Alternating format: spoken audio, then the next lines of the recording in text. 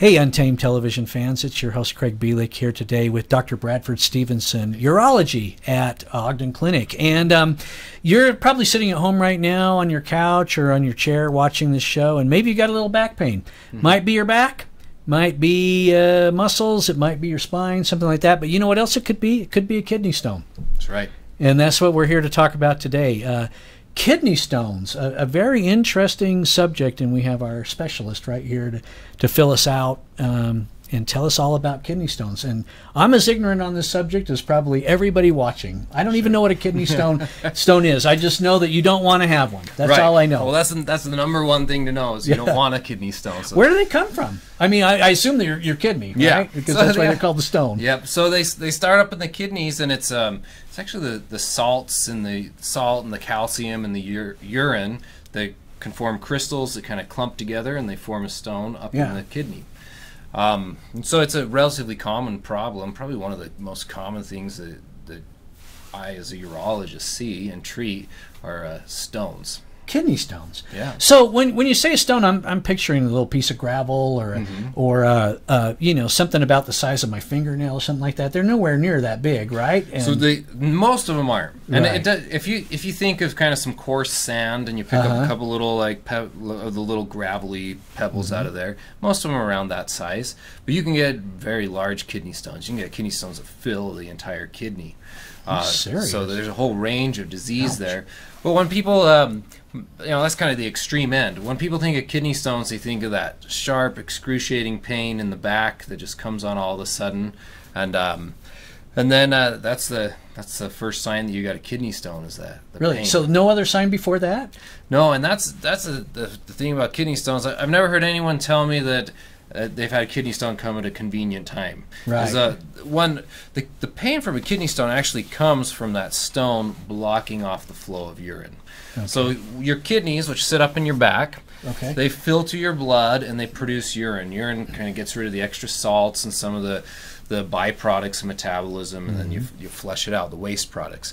And so what happens is your kidneys produce urine, and there's a little area, that kind of a funnel-shaped area in the kidney that collects the urine, and then it goes down these tubes, small tubes, all the way down from your back to your bladder, you know, and then everyone knows what the bladder does, holds urine until you pee. Well, those stones they can form up in the kidney if the conditions are right, and they can kind of just be floating around in the kidney. You don't even know you have them until they drop down in that little tube and they block it off. And then what happens is your kidney's still making urine, but it's got nowhere to go, and so it just keeps building up pressure and pressure, and it's actually that pressure that you feel. That's the pain from the kidney stone. So in your back, like right here, basically, like above the hip, kind of in the kind of in that soft spot between the hip and the ribs, right here in your flank. That's where your kidney sits, and that's typically where a lot of people will feel the pain. And the thing about a kidney stone is that it comes out of the blue and it hits you hard. I mean, a lot of people who've had kidney stones say it drops them to their knees. That's how the pain is, and you can't get in a comfortable position. No matter what you do, it just hurts. And then it's typical also, we call kidney stone pain colicky pain because it comes and goes. And that's from the stone getting stuck, and then maybe it loosens up, so it relieves some pressure, and then the stone gets stuck again as it's making its way down that tube, the ureter, to the bladder.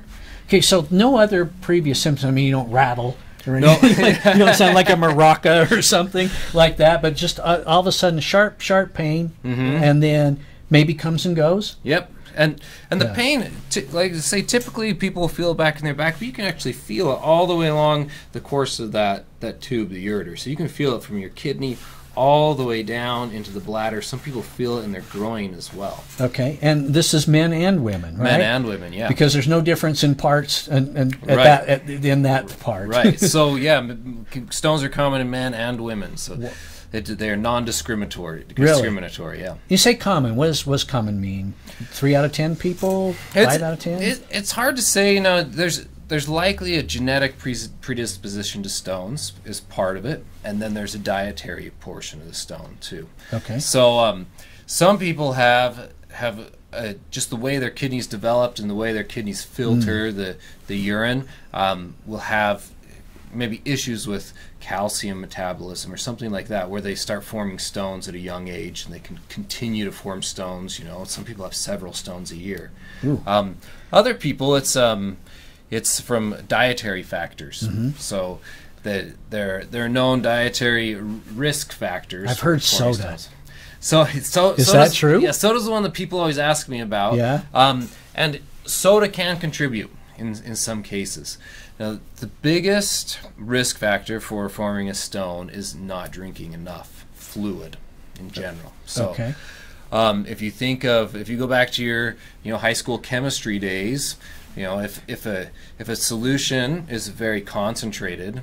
So, for example, if you take a cup of water and you start stirring salt in, initially you stir the salt and it all gets dissolved. You can't even see it. But if you put in too much salt, it just can't. The water can't hold. It can only hold a certain amount, and then you start seeing that salt sink to the bottom of the cup. Wow. And that's kind of what happens in the urine up in the kidneys. Is if you don't have enough fluid, enough water in your urine, it can only hold so much salt. And these are all sorts of different salts. There's sodium, there's calcium, there's oxalate. So these are all sorts of different salts in the urine. But if there's not enough fluid in there to keep them in solution, then they come out of solution as crystals, and then they form stones. Wow. Chemistry lesson right there. There you go. I'm thinking back to chemistry class. Actually, I sloughed chemistry class. I was probably, in the art department printing a bootleg Aerosmith t-shirt at the time on that. Okay, so pain. That's the first thing. Other signs. Fever? I've heard fever. So you can get a fever. Typically, you have nausea. You have really sharp pain. It's severe, makes you nauseated. You can vomit. Now, the fever you mentioned, that's an important point as well, because a fever and a kidney stone is actually a life-threatening situation. Okay. Well, if you've got a high temperature and you've got pain in your back, you need to be seen in the emergency room right away. You go to the ER. So like I was saying before, when the stone gets stuck in the ureter, that tube that drains the kidney, and urine can't get around the stone and starts building up in the kidney, if you have bacteria in that urine behind the stone, it's got nowhere to go. It can't flush out. So basically it backs up into the kidney and then into your bloodstream. And then you can get what's called sepsis, which is bacteria in your blood.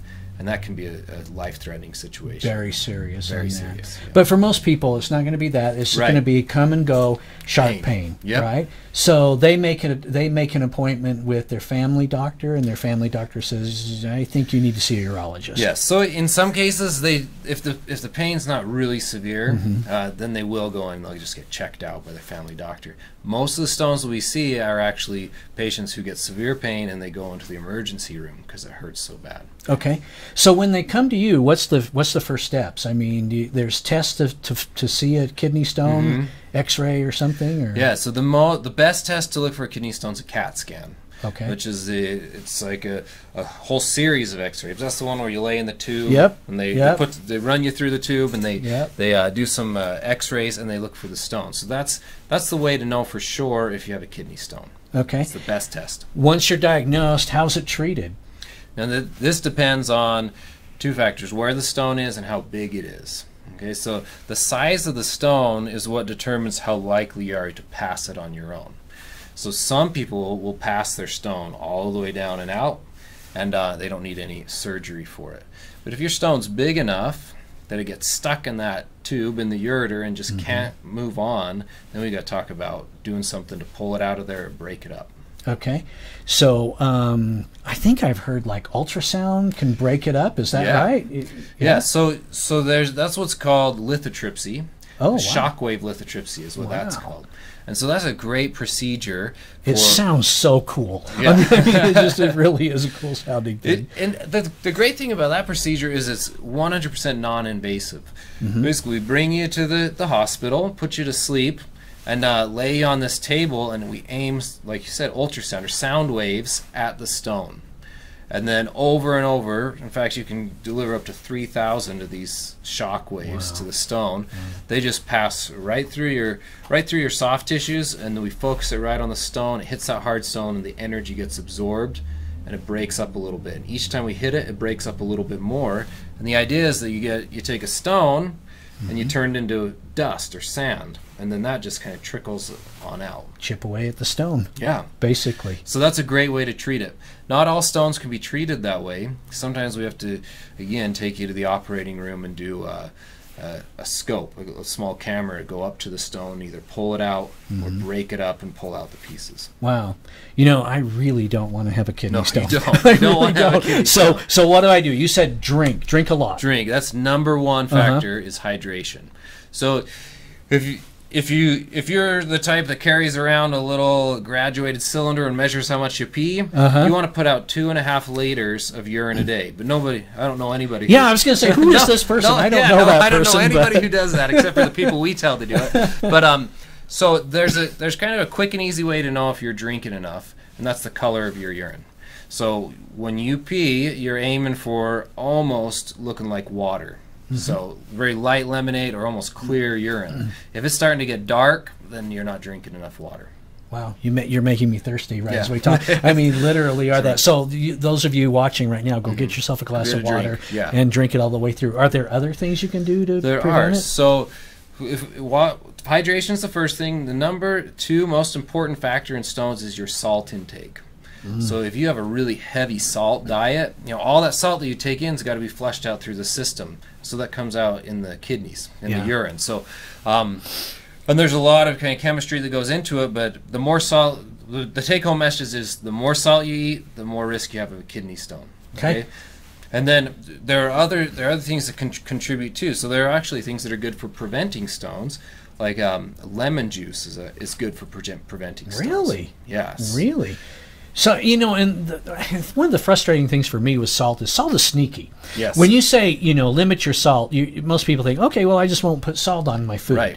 But that doesn't mean you're not getting a lot of salt. Right. In fact, most of the salt in our diet doesn't come from the shaker. It comes from looking on the back of your packages of your processed foods, your preservatives, all that kind of stuff. That's where most of our salt comes. It's already built into the food we're eating. Right. So when life gives you lemons, you drink lemonade and you make your own light lemonade. Yes, exactly. It should be clear or all the way.